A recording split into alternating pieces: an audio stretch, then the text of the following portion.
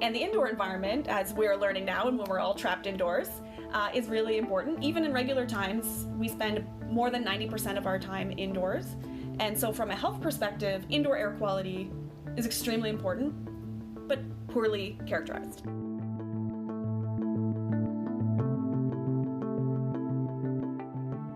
Thanks to Dr. Cora Young, Associate Professor and Guy Warwick-Rogers Chair in Chemistry at York University in Toronto, our understanding of indoor air quality is improving every day. That work, along with her developing and applying new analytical techniques to study climate change and pollution, is what secured her a place on the Chemical and Engineering News' 2019 Talented 12, a list of brilliant young scientists taking on some of the world's toughest problems with clever chemistry. In episode 3 of this Science with a Twist series, Bringing Chemistry to Life, we speak with another member of the Talented 12 about their work and trends in their field. I'm your host, Paolo Braiuca, Senior Manager of Global Market Development at Thermo Fisher Scientific. We began by asking Dr. Young about how she came to be an environmental chemist. Environmental chemistry is really an emerging discipline in chemistry, and when I was younger, I didn't know it existed. I was always really interested in the environment, and when I started my university career, I was planning to go into environmental science or something like that. And I was taking my first year of chemistry at the University of Toronto, and I just loved it.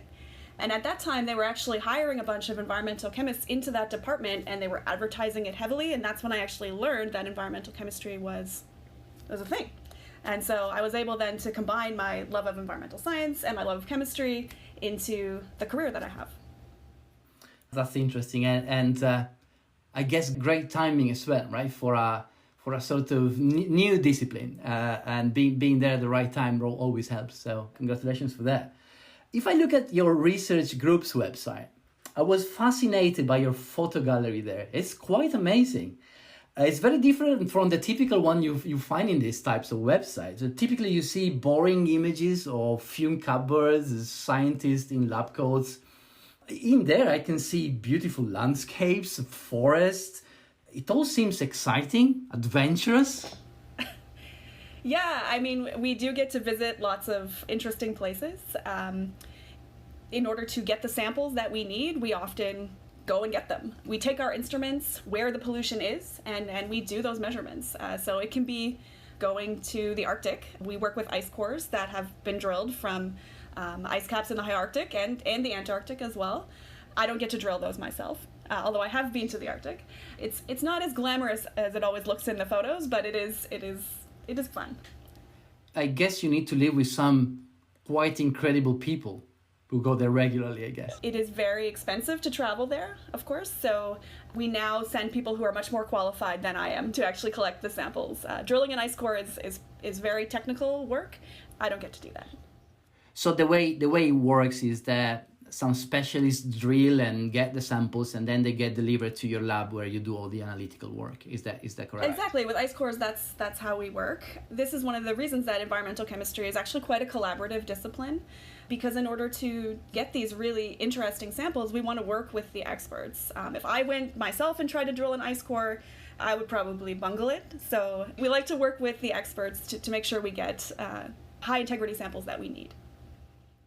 Any other interesting place you have gone to do your fieldwork? Well, atmospheric chemists, we often end up in very polluted locations. So we take our instruments to measure places where there's a lot of pollution or some kind of interesting pollution. So I've spent time in some really polluted areas. So it's interesting to talk to the people who live there, right? So that's there every day. Yeah, indeed. It must be fascinating to think that you can understand what's going on there and potentially suggest solutions for some truly the biggest problems we have on our planet. That's one of the things that motivates me is helping to improve people's lives if we can through understanding the chemistry that's happening and hopefully improving regulation or allowing companies to change their practices to make things better. Let's jump into the science a little bit and let's try and understand a bit better what environmental chemistry really is and how research is done in that field. I was looking at your presentation for the Talented 12 Awards, and I like your way of describing as a stool with three legs. Can you tell us more about that?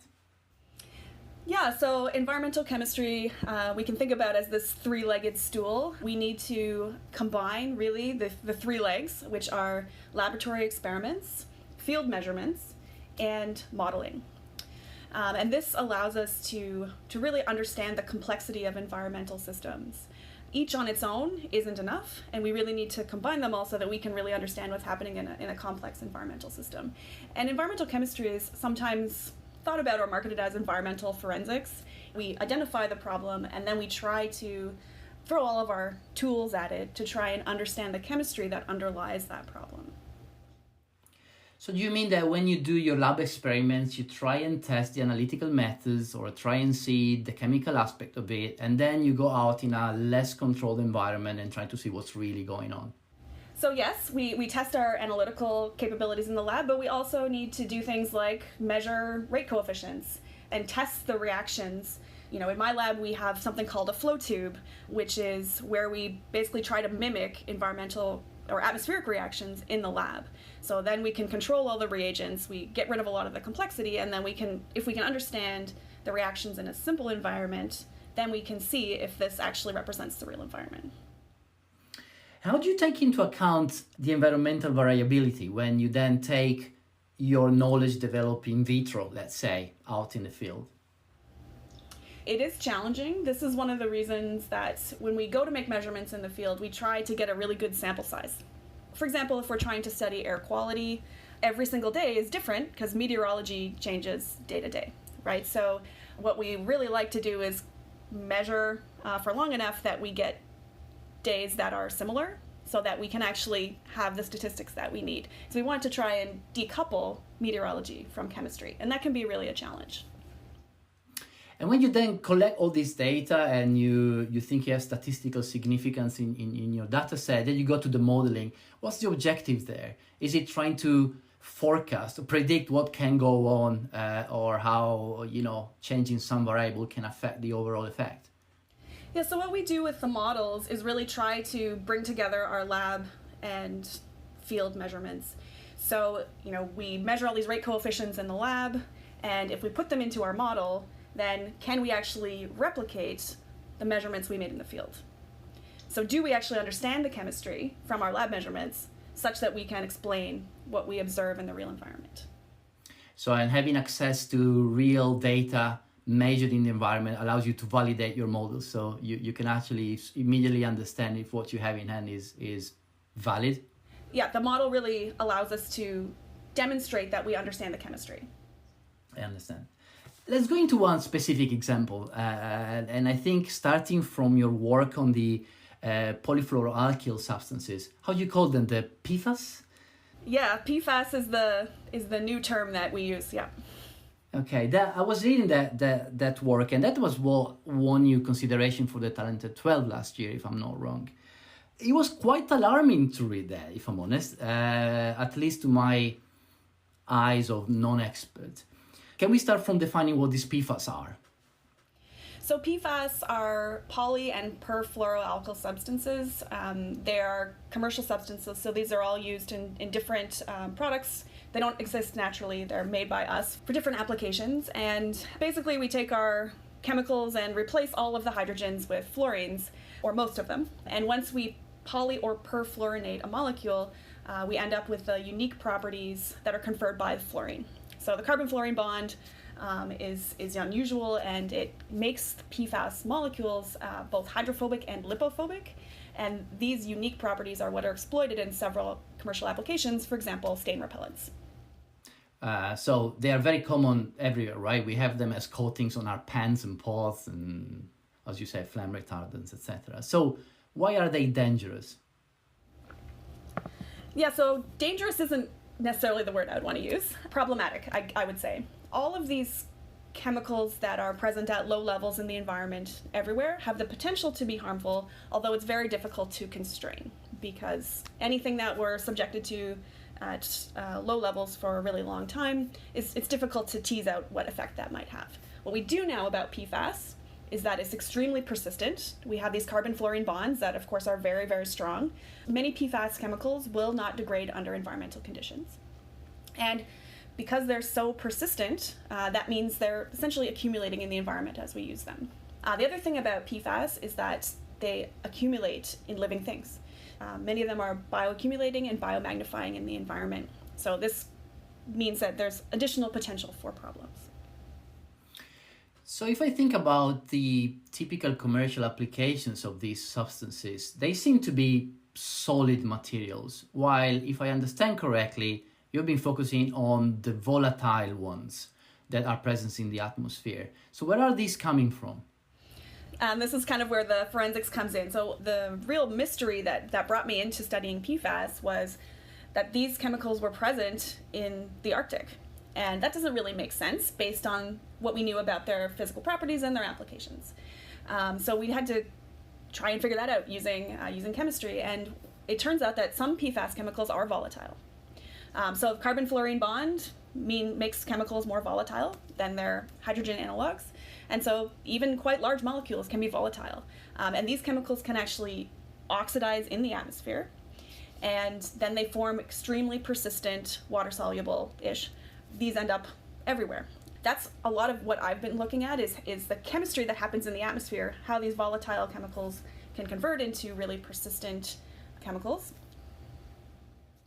It's interesting. So are these coming as the composition products or subproducts of the commercial applications, or are they coming from the commercial products production, for instance, as byproduct or as just normal pollutants in the industrial process?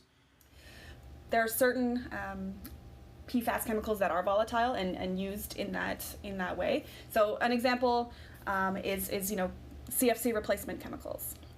Okay. Yeah, so those are coolants. They're inherently volatile. That's the commercial product. But when we think about the sort of non-stick industry, a lot of these volatile chemicals are actually incorporated into polymers in the commercial products. The volatile chemicals are released during the production, but they can also be released from the commercial products. They could be present as residuals in the commercial polymers, and also those polymers could break down. It's very interesting and quite alarming again. So what were the learnings of the study? So what we have found through several studies in the Arctic is that these volatile chemicals do contribute to the global dissemination of PFAS. So that's something we want to eliminate, of course. And there have been some regulations that have worked to eliminate that. What else can be understood or you need to still understand of this? One thing that we have to think about in environmental chemistry that isn't something that traditional chemistry disciplines necessarily have to think about is who's making these chemicals and where are they coming from. When chemicals are produced in North America and Europe, we tend to have reasonable information about emissions and production volumes and things like that. There are other parts of the world where that data is not as well kept. There are chemicals that are being released that we don't know about. So a lot of what we are doing now actually seems to be trying to track down where these chemicals are coming from, because we don't necessarily think they are coming from where they used to be coming from. So it's a forensic exploration. Yeah. It's interesting. So what you're saying is that society needs to understand this problem and implement some regulations and policies, because whenever these compounds are handled or produced in a certain part of the world, that is not just a problem of that part of the world, but you have actually demonstrated that this compound somehow migrates all over the planet, and you can even find them in the Arctic, which is very alarming. So something has to be done. Yeah, I mean, atmospheric pollution has no borders. Once things are in the atmosphere, they can become globally disseminated very quickly. And so we need to work on this as a global problem, and we can't just work on it regionally. That won't solve it. That's something that I feel very strongly about. Yeah. Of course. And I assume there are several other chemical classes with potentially the same sort of behavior and global impact. Is there anything specifically you're looking at or you think to explore in the future? So there are other chemicals that do disseminate globally. PFAS is, in my view as a chemist, a little bit more interesting because there are a lot of chemical transformations involved, and the unique aspects of the carbon-fluorine bond really lead to that. So we are exploring some of the more subtle impacts of PFAS specifically, because that's where my major interest lies, and trying to understand Now that we know these volatile chemicals are a source, can we understand a little bit better how PFAS actually moves around in the atmosphere so we can predict it better? I am involved with some work looking at some other chemicals in Arctic ice cores. Again, this has to be a big collaborative endeavor.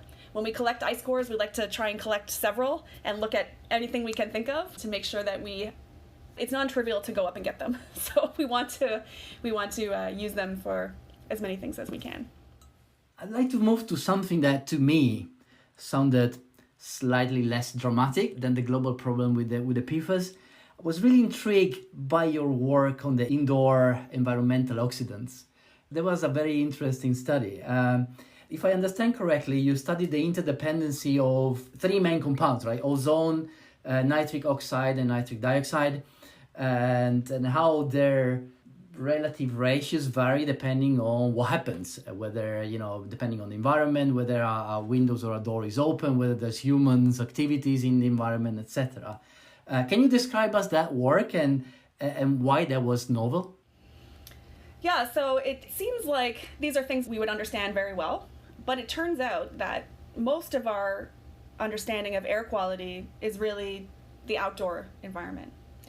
And the indoor environment, as we're learning now and when we're all trapped indoors, is really important. Even in regular times, we spend more than 90% of our time indoors. And so from a health perspective, indoor air quality is extremely important, but poorly characterized. Yeah, some of my work in the past few years has been trying to understand that a little bit better. So oxidation chemistry indoors is totally different from oxidation chemistry outdoors. And the real driver for that is that there's not very much light indoors. So oxidation chemistry outdoors is driven by light, and indoors we don't have that. So the chemistry is really different, and to me, very, very interesting. So the study you were talking about with opening the windows and various things was really to try and understand how ozone behaves indoors, where it's coming from, what happens when we turn on a gas stove. So a gas stove is a really big source of indoor pollution, and that can really change the dynamics of the pollutants indoors. So what were the learning? I confess that I was a bit puzzled because if I cook, I generate nitrogen monoxide, and then, I'm tempted to open the window, then ozone comes in, and, the nitrogen oxide is going to titrate my ozone, or ozone is going to be titrated by the nitrogen oxide, and I'm going to generate nitrogen dioxide, but they all look equally bad to me. So I'm not quite sure if I have to open the window or not. Yeah, so this is a good question. I would say that what you want to do when you're cooking with a gas stove is vent it. Having a range hood is extremely important. Because what you really want to do is vent that outdoors without bringing in all of the outdoor pollution by opening your window. In particular, if you have a gas stove, you want to make sure you have a really good range hood above your stove. Is there any other study around air quality, particularly indoor, or what can affect everyday's life that is, you're looking at that is relevant and you want to share? Yeah, so there's a lot of research being done right now. Really, this field has exploded over the past few years, and we're understanding a lot more. The two main things that can affect your air quality indoors are cooking and cleaning. When we clean with any kind of cleaner, using a bleach cleaner, obviously, we can smell the impacts of that. Or even a non-bleach disinfectant. Those are normally based with hydrogen peroxide. When we use these cleaners, we end up releasing things like hydrogen peroxide, chlorine gas, hypochlorous acid into our environment. And as chemists, we recognize the names of those chemicals, and that's not really stuff we want to breathe in. These are things we're learning the impacts of now. And air exchange, we've been hearing a lot about that with respect to the coronavirus. It's also really important for chemistry. If I clean with bleach in my house and I release a whole bunch of Cl2 and HOCl, the impacts of that are really going to be determined by my air exchange rate. It's interesting because I'm a chemist myself, but I never actually thought about it. And you can, as you say, you can really smell the effect of the cleaning agents you're using. If I draw a sort of conclusion and trying to be funny, I need to clean less and get more ozone in. Am I right? Yeah, less cleaning is definitely one way to change your indoor air quality, for sure. Okay, so you're not only trying to measure and understand the environment around us and the gases that are their main components, but you're also studying how to try and remediate the environment from the pollutants. And I'm sure there are many studies and a lot of lines of research that you're carrying on. I just read one where you were removing the nitrous acids, if I'm not wrong, with the metal frameworks. That's an interesting approach, because on one hand you have understanding what's going on. On the other hand is, what can we do about it, right? And it's certainly the policies and preventing the pollutants to be generated, but it's also potentially removing them. Well, anyway, can you tell us a bit more about the remediation work and how the different aspects of this problem can come together? Yeah, so this is a collaboration that I'm working on with a materials scientist, Michael Katz, who's at Memorial University, and we're really trying to combine my knowledge of the chemistry that happens outdoors with his knowledge of how we can use materials. So a lot of remediation chemistry has really been looking at specific products that we see in high concentrations in the environment. The approach that we've been taking is there are certain chemicals that are really almost catalytic in how they affect air quality. And so nitrous acid or HONO is one of those chemicals. And so by targeting something like HONO that's actually present at fairly low levels in most locations, but is catalytic, if we can remove that, then it actually could have an impact on air quality. And it turns out that HONO is one of those things that becomes really important indoors. In terms of remediation for outdoor work, I mean, it wouldn't really make sense. Remediating outdoors is just too great of a challenge, but remediating indoor air quality is something that we think could be feasible. So making sure the filters we have when we're exchanging air actually remove pollutants that could be harmful is something that would be achievable. So do you foresee some significant progresses in material science that could really help with the air quality in our houses? Yeah, I think there's a lot of really great work being done right now, and I think certainly with the increased interest right now in air quality indoors, we're going to see some real progress being made on improving the quality of the air that we breathe inside. It's fascinating, and I have to confess that I really feel like I don't know enough about the analytical chemistry that goes behind the scene and how you really detect these components, because I'm assuming you are measuring extremely low concentrations, right? So our audience can be fairly technical. Can you tell us a bit more about the analytical methods you use typically for these studies? So when we look at chemistry in the environment, we have really complex matrices. We need to have techniques that are selective and have good detection limits. We have two approaches when we're looking at these problems. We either collect samples and bring them back to the lab, or we make an in situ measurement. So we take our instrument out and we make a measurement in the real environment. When we're bringing samples back to the lab, we use a lot of traditional techniques. So we're using extraction, liquid chromatography with tandem mass spectrometry, that type of thing. When we go out into the field, when we're doing in situ measurements, then we use a variety of different techniques. So in order to achieve the selectivity and detection limits that we need, it really varies from chemical to chemical. We use spectroscopy, so in my lab we have some cavity ring down spectroscopy. We also use mass spec, so we have ambient pressure ionization mass spectrometers that we take out into the field. Those are the main techniques that we use, and of course they also have to be robust because we're going to take them places. And that can be an additional challenge is, your fancy mass spec that you have in your lab might be really sensitive and selective, but if you can't take it anywhere, then it's not going to be as useful as you might like. It sounds incredibly complicated because all the analytical chemists I know, they fight to keep the environment they work in as controlled as they can. And they are very picky in getting all their analytical reagents with extremely low level of impurities, while you seem to be taking your mass specs outside in a forest somewhere. Yeah, it's mind-blowing. Yeah, so we really have to push on selectivity, and that's the big one that we really use in our community. So, for example, the mass specs that we use chemical ionization typically, where we have very selective ionization, and that really helps us to get rid of those matrix effects that otherwise could be extremely problematic. Yeah, indeed. So if your noise is going to cover the signal you want to measure, then obviously nothing can be done. And do you use commercial equipment for that, or do you somehow build your own stuff? Yeah, so we use a mix of both.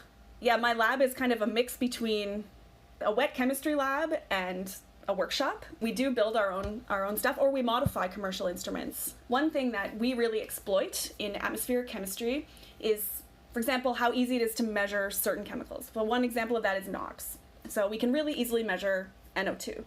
So if we want to try and understand concentrations of different nitrogen-containing species, one thing we can do is try and convert it into NO2 and then measure it.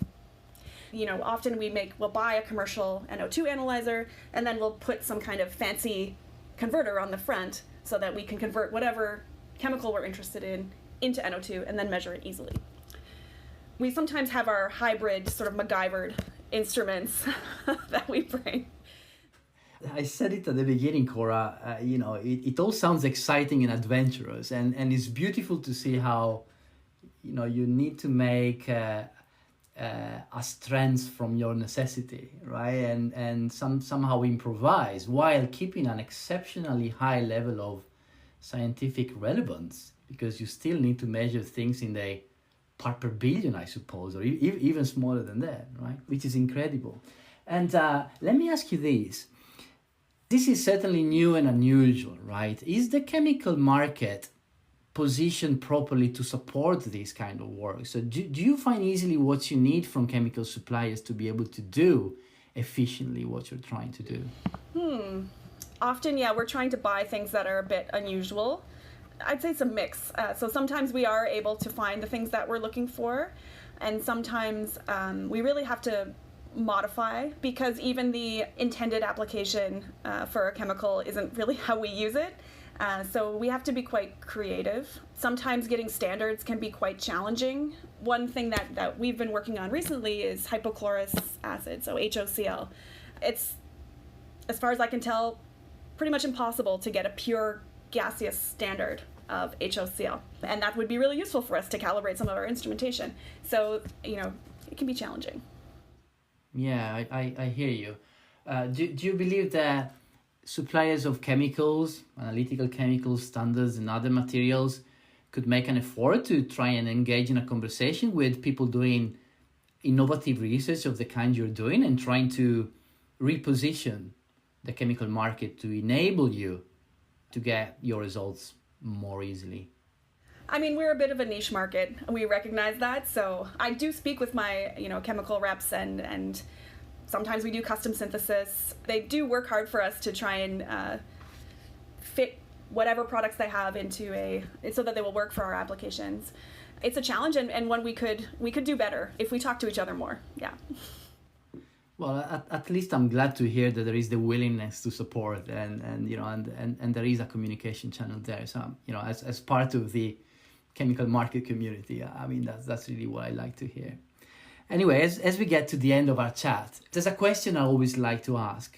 You're a young scientist, already very accomplished, you're working on some exciting things, and what you do have the potential to change the world.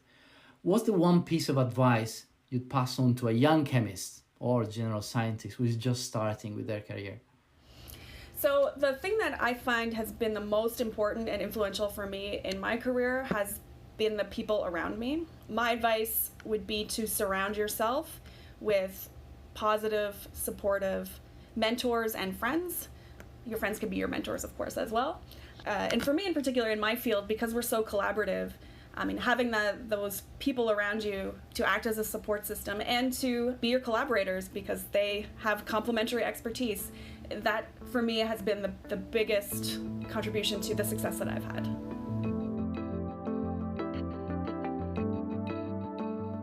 That was Dr. Cora Young, Associate Professor in Guy Warwick Rogers Chair in Chemistry at York University in Toronto, and one of Chemical and Engineering News' Talented 12. Thanks for joining us for this episode of Bringing Chemistry to Life, a Science with a Twist series. We'll bring you more conversations with the Talented 12 every other week. For new episodes, subscribe wherever you get your podcast, and you can visit labchemresources.com for more information about Thermo Fisher Scientific laboratory chemicals. This episode was produced by Matt Ferris, Gabriel Orama, and Emma Jean Weinstein.